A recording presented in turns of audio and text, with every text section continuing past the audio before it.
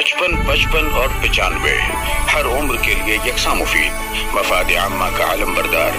जरूर सब्सक्राइब करें, लाइक करें, शेयर करें और बेल आइकन प्रेस करना न भूलें। Rabbani the scholar YouTube channel. बहुत मुबारकबाद और अच्छा मसला आपने पेश किया। और आपके घंटा हमारे अदीब और साथी साहब हैं। आपको बताता चलूँ कि अदीब हो, शायर हो, अफसाना निगार हो, उनके ताल्लुकात बहुत वसी होते हैं, शहर से बाहर, मुल्क से बाहर। हमारे अदीब साहब के भी ताल्लुकात अमेरिका तक हैं और अमेरिका से उनके किसी कलाकार को ₹2 की डिटेल मिले क्या मेरी शादी हो रही है। ईमेल से मैं बुलाना तो बहुत चाह रहा था आपको, क्योंकि हमारा अमेरिका इतना तरक्की कर लिया है कि हमारा अमेरिकन लोगों को भी नहीं बुला सकता, क्योंकि शादी ईमेल से हो रही है। इन्होंने जवाब लिखा, आपकी तरक्की आपको मुबारक हो, हमारे हिंदुस्तान में तो आज शादी ईमेल से हो गई। मैं अजीब अंसारी साहब को मदद कर रहा हूँ, आया रहा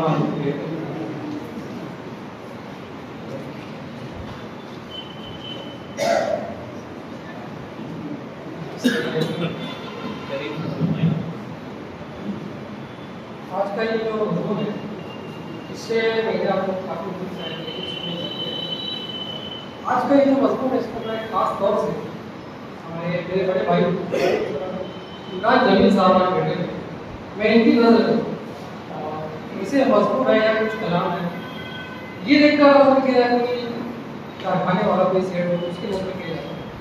लेकिन मैं इमरान जमील साहब इसलिए कर रहा हूँ क्योंकि इससे पहले इस मजमून को मैंने प्रोग्राम में पढ़ा था, वहाँ मुझे इस कदर उम्मीद भी थी कि मैं इसको बाहर के देखने वाला, मैं इतना भारी समझा था कि यार अब लिखना बंद कर दूँ, क्योंकि साल 6 महीना हो गया था, मैं कोई प्रोग्राम कुछ सीख नहीं पाया था पढ़ने। फिर उसके बाद ऐसा हुआ कि बहुत मेहनत करके बहुत कोशिश करके ये लिखा और पढ़ा तो उसकी वो मट्टी पड़ी, वो हालत थी कि मैं बोला अब दूसरा कुछ काम धंधा नहीं करूँ। लेकिन दूसरे दिन जो है मुझे सुबह में इमरान जमील साहब का फोन आया। इमरान साहब ने कहा कि यार वाजिद सोच सोच के हंसी आए। अब इमरान भाई की एक बात थी कि वो हमेशा से मेरी हौसला अफजाई करते हैं। जब मुझे 2 लाइन लिखना नहीं आती थी और एक आज का वैसे लिखना तो आज भी नहीं आता, तो इमरान जमील साहब ने कहा कि मुझे सोच सोच के हंसी आए, ये वही मजबूर है तो मैं ये शायद हो सकता है कि हौसला अफजाई करें। तो फिर उन्होंने जुमला बताया कि यार वो सफाई मतलब ये वो सब कुछ बताया मैंने, तो मुझे लगा कि इसमें कुछ बात है, उसको बाद में देखी। उसको फिर मैं बाद में देखा तो ठीक था, ऐसा भी नहीं कि उसको पढ़ के देखते। तो वही मजबूत जो है मैं यहाँ दोबारा पेश कर रहा हूँ। इसका उन्वान है शाहरुख आपा। शाहरुख आपा, शाहरुख खान नाम का शुरू होगा, तो ये शाहरुख आपा ये उन्वान सुनिए। शहर से दूर एक मज़ाफ़ाती इलाके में हमारे कारखाने का काम जारी है।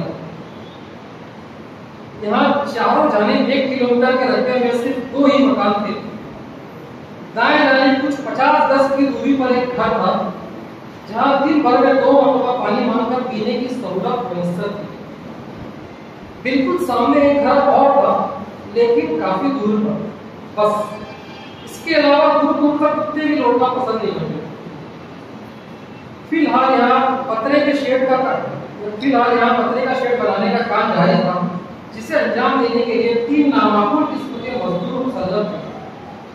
मुझे सुबह 11 बजे पेट भर के नाश्ता और दोपहरिया बैक वक्त निपटा कर सुबह की अव्वलीन साहों में 12 बजे मुकाम पर पहुंचना और फिर तीनों मजदूरों को फोन करके जगाना और जल्द काम पर आने के लिए आमादा करना रोज का माहौल बन चुका था। ये दिन उन मसाइल की तरफ लगने लगे थे जो रहते हुए तक इंसान का पीछा नहीं छोड़ते। लेकिन कहते हैं कि हर मुश्किल के बाद मुआफिक और हर तकलीफ के बाद तबस्सुम भी गुजरत का एक अपना अंदाज। बस यही कुछ हमारे साथ भी हुआ और इस जंगल बियाबान में भी वक्त गुजारे और तफरीह का एक माकूल जरिया मुयस्सर आ गया। और वो कोई और नहीं बल्कि हमारे 50-10 पड़ोस में रहने वाली एक खातून खानावान थी। फिलहाल उनकी मोहतरमा को शाहरुख आपा के नाम से जानते थे। उसकी वजह तस्मिया में कुछ यूं हुई कि हमारे टीम में से 2 मजदूर इस कड़ी धूप में भी आपा की जुल्फों के असीर हो। आपा भी बड़ी इंसान दोस्त की स्थिति मालूम हुई।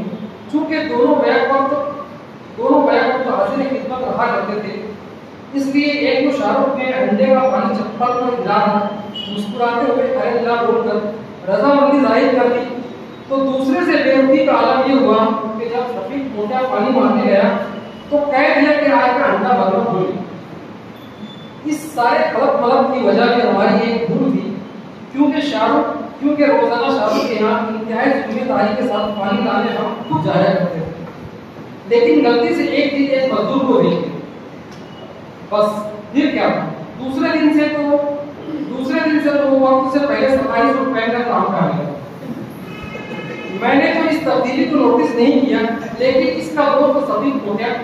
फौरन नर्स मजदूर को बाहर भाग गया और कहने लगा, सेठ आज खालिद के साथ बाजू वाले घर में पानी लाने में ही हूँ। मैंने कहा, अरे नहीं, तुम लोग काम करो, पानी लेकर मैं आ रहा हूँ। बस इतना कहना था कि इसके चेहरे पर कल रंगूश आ गए। फौरन खंबे पर डली शर्ट उतार कर पहनी, सलाम किया और कहा, चलो सेठ मैं चलता हूँ, तुम दूसरा आदमी नहीं। मेरे तो हाथ में सलाम पड़ गए। ये वो मुश्तरका और मामूल की धमकी थी जिसे ये तीनों कमीने बात पर मुझे दिया करते। मजबूरन मैंने कहा, जाओ दोनों साथ में जाओ और पानी लेके आओ। दोनों जाते शाहरुख ने पानी से भरा अंडा थमाकर फौरन सूखा हाथ में थामे लेकर दरवाजे पर आकर बैठ जाते। दोनों का रुख शाहरुख की तरफ और शाहरुख का इनकी तरफ। यूं मसावत मतवाजन हो जाया करती। इस कदर साजगार और मौफिक हालात में भी शफीक ने इस बात को बखूबी महसूस कर लिया कि शाहरुख का झुकाव खालिद की तरफ ज्यादा है। बस इसी बात से दिल बर्दाश्त होकर एक दिन गुस्से में आकर कहने लगा, गलती नहीं तो काला शाहरुख, मालूम नहीं अपने आप को क्या समझ। इस तरह शाहरुख आपा नाम की इब्तिदाई शक्ल यानी काला शाहरुख दरियाफ्त हुई। सब ने तय कर लिया कि पड़ोसन को आज से काला शाहरुख नाम से ही पुकारा जाएगा। लेकिन जब मुझे ये नाम एक खातून के लिए तज़हीक अहमियत लगा तो हमने एहतराम शाहरुख के साथ लफ्ज़ आपा जोड़ दिया।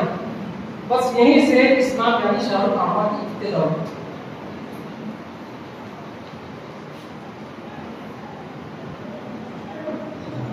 वैसे तो शाहरुख रमजान पूरे में कई तरासन भरती थी, लेकिन वो एक आम तरासन वाली की तरह नहीं।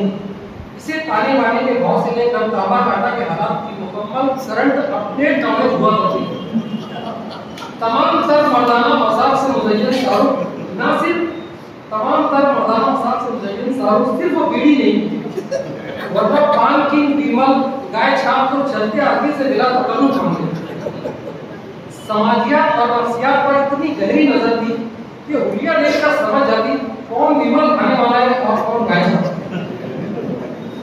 नई जेर तामीर बस्ती होने की वजह से कहीं ना कहीं आसपास तामीरी काम जारी है, जो फुर्सत के औकात में शाहरुख का पसंदीदा गुजारी का काम हुआ करता था। वो अक्सर साइड पर जाकर घंटों खड़ी रहती, कभी दीवार पर रोलमा लगाकर कहती, ओ मिस्त्री दीवार एक साइड भाग रही है।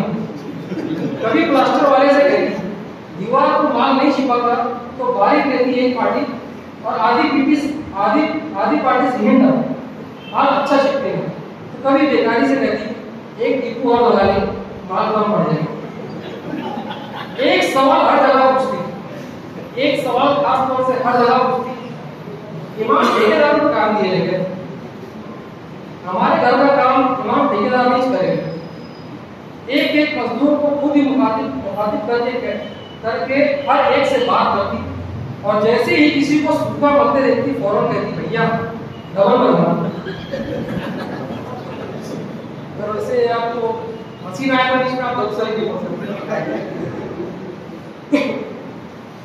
एक मिनट के लिए तो सुनने वाला हैरान रह जाता, लेकिन बात समझ में आते ही मसले हुए सूखे को दो हिस्सों में ईमानदाराना तकसीम करता, एक खुद फाड़ लेता और एक को शाहरुख की हथेली पर उंडेल देता।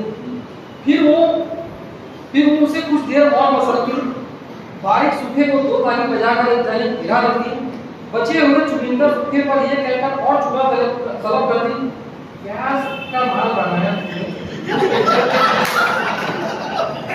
चूना मिलाकर एक जोरदार झटके से उठा लेती, होठों के एक जानिब से सफेद राख को हवा में उड़ा दी। इसके बाद दोनों हाथ पीछे दिलीप कुमार स्टाइल में बांधकर जो मर्दाना हुआ गुफ्तगू करती, उसे देखकर मेरे ज़हन में बस यही गाना आता, खूब लड़ी बलवानी वाली झांसी वाली रानी। आपा की बातें न सिर्फ काबिल इस्तेमाल बल्कि काबिल कीद थी। उनकी ये आदत शरीफा थी कि जहां खड़ी रहती वहां कभी नहीं थी। ये बात आज के छुआरे की शक्ल के सूखा करने वालों के लिए नहायत सबक हो। अपने मुकाम से 2-4 कदम हटकर घूमती, फिर लौट के सूखा चबाकर दोबारा गुफ्तगू में मशगूल हो जाती। बातचीत के दौरान आपको कहीं पर भी मौजू के हिसाब से कम इल्मी, ना तजुर्बाकारी, बचकानापन या सिनानापन का गुमान नहीं होगा। बस यूं ही लगेगा जैसे कोई मायने पर गुफ्तगू कर रहा हो। खुद हमारे काम का बिल्कुल पहला ही दिन था। हम इंजीनियर साहब को लेकर पहुंचे और जमीन की पैमाइश बस शुरू ही हुई थी कि शाहरुख वहां आ रहे। इस कदर बुलंद और मर्दाना अंदाज से सलाम किया, अस्सलाम वालेकुम, कि इंजीनियर साहब पैमाइश के आधार पर शुमार ही हो गए। नतीजा ये हुआ कि हमको फिर से पैमाइश करनी पड़ी।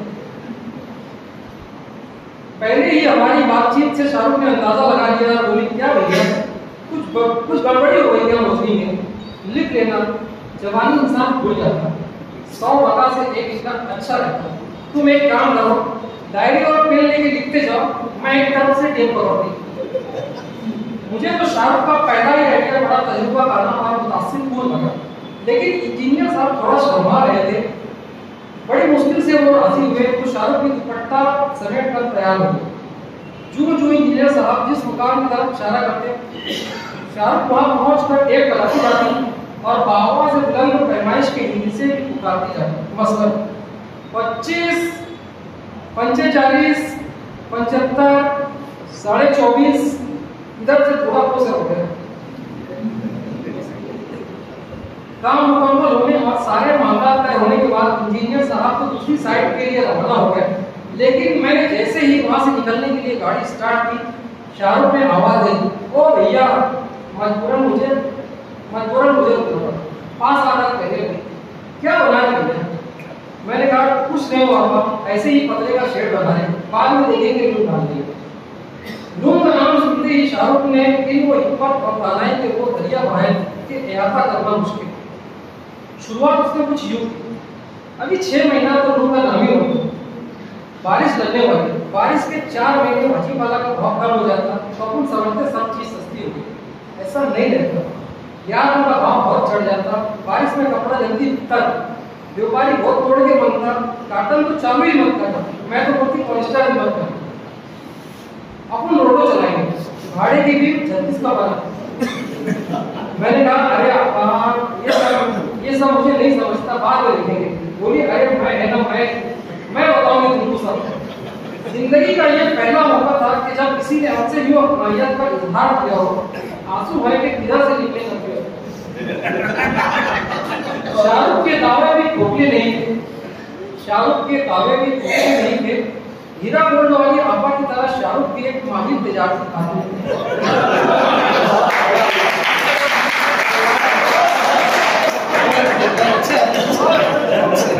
शाहरुख के दावे भी खोखले नहीं थे, हीरा गोल्ड वाली आपा की तरह शाहरुख भी एक माहिर तजारती खातून थे। अभी धंधा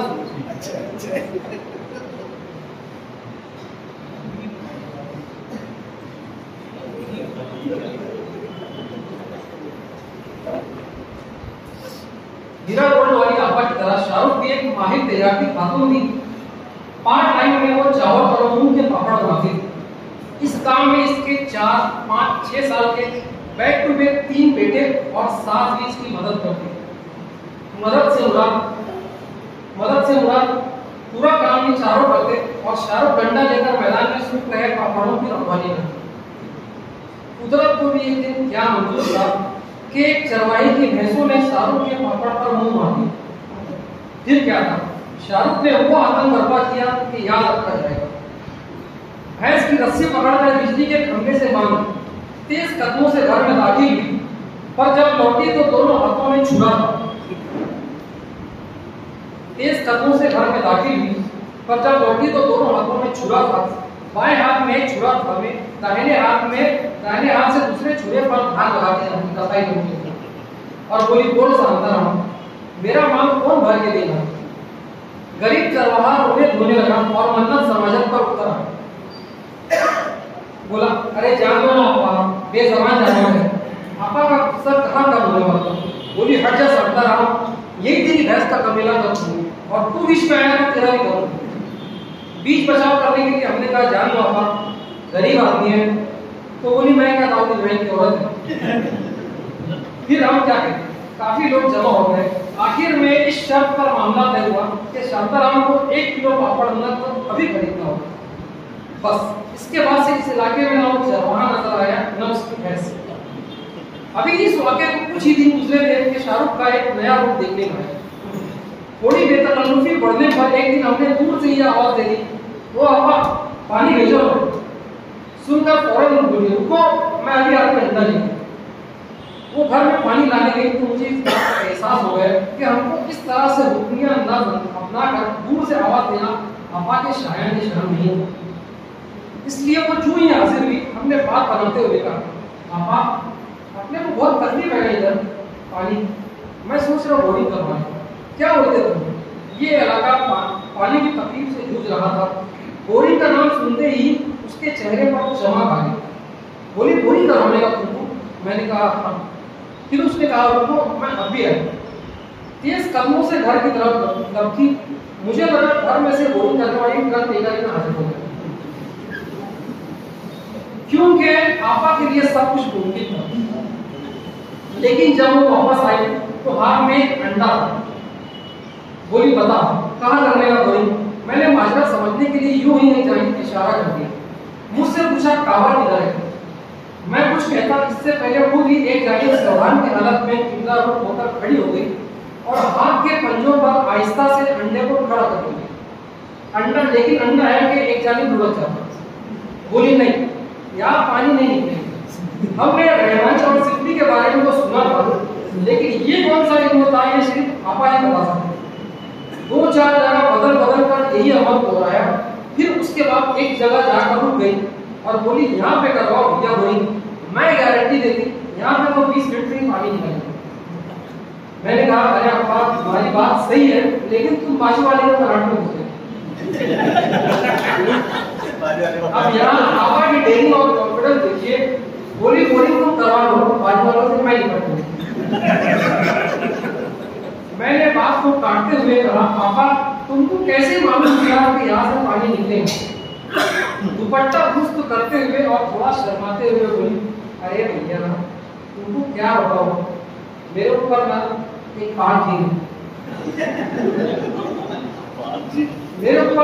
पाक जी है, उनका नाम अलाउद्दीन है। वैसे उनका नाम नहीं लेने को बोला, उन्होंने ना मेरे से निकाह कर लिया। लेकिन उनको ना एक गलत आदत थी, पूरी बहुत खाती थी।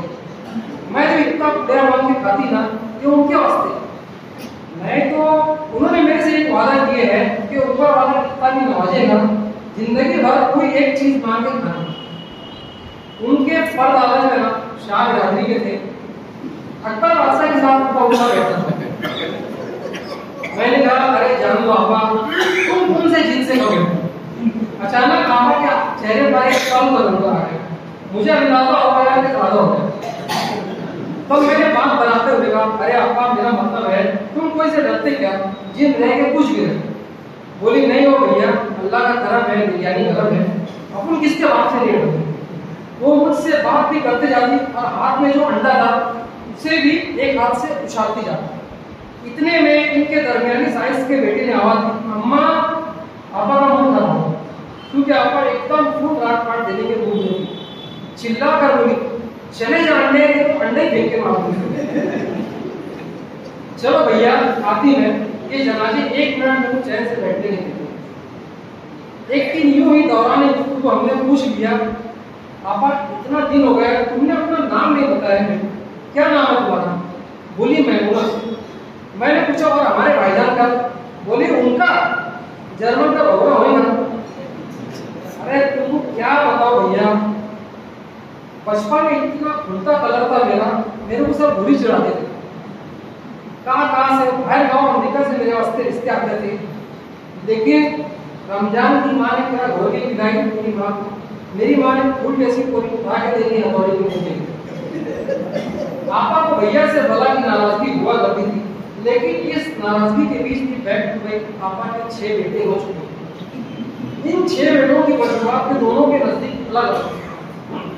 अगर आप शाहरुख का मामला समझना चाहें तो इसके लिए आपको गर्भ पेश का जायजा लेना होगा।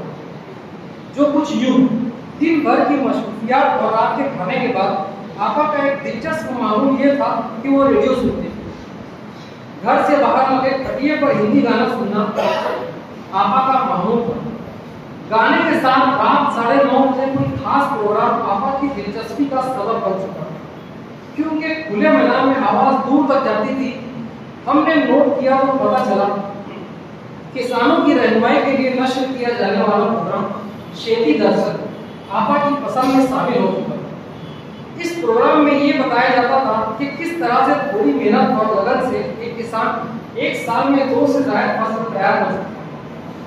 इस प्रोग्राम का आपा के दिल दिमाग पर ऐसा असर हुआ कि 2.5 साल के कलील अरसे में हमारी चश्म गुनहगार ने आपा की ज़िंदगी के 3.5 मामला देखे।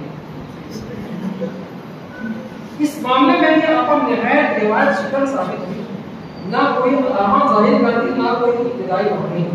बस एक तो हफ्ते के लिए महीने से ओझल होती, फिर इसके बाद 1 हफ्ता कान पट्टी बांधे हुए। बस इसके बाद उनका दरमियानी साइंस का 6 साला बेटा पेड़ा लेकर आता। जब मैं पूछता क्यों पेड़ा लेकर आए हो तो शर्माते हुए कहता हम पर आपा की खास तरह फरमाई थी कि हर बार विलादत और मुसलमानी के मौके पर मिठाई भेजना नहीं भूले। लेकिन जब यही 6 बेटों की वजारत आप आपा के घर वाले से पूछे तो उनके पास एक निहायत संजीदा और जज्बाती हो जाती। वो कहते ऐसी कोई बात नहीं हो, अपने पुराना बस एक बेटी होना, बेटी अल्लाह की रहमत है, लेकिन ऐसा हो जा रहा है कि हर बार बेटा हो जाए, ऐसी कोई बात नहीं हो, ऊपर वाला दे रहा हो तो ले लो। जिस पर टूटते हुए हमने कहा ऐसी कोई बात नहीं होगा रमजान भाई, तुम ले रहे तो ऊपर वाला दे देगा। लेकिन रमजान भाई आपा की तरफ तेज दिमाग और हाजिर जवाब नहीं थे, बात उनके ऊपर से चली। सुना है कि अली लैला के राजा को नई नई कहानियां सुनने का बहुत शौक था। अगर कहानी सुनाने वाले की कहानी खत्म हो जाती तो किस्सा की जिंदगी का ही खात्मा होता। अगर बादशाह किश्तवारी हमारे पड़ोस में प्लाट खरीद देता तो मुफ्त में उसका शौक भी पूरा जाता और न जाने कितनी कहानियां सुनाने वालों की जिंदगियां भी बच जाती, क्योंकि यहाँ हर रोज एक नई और मजेदार कहानी जरूर।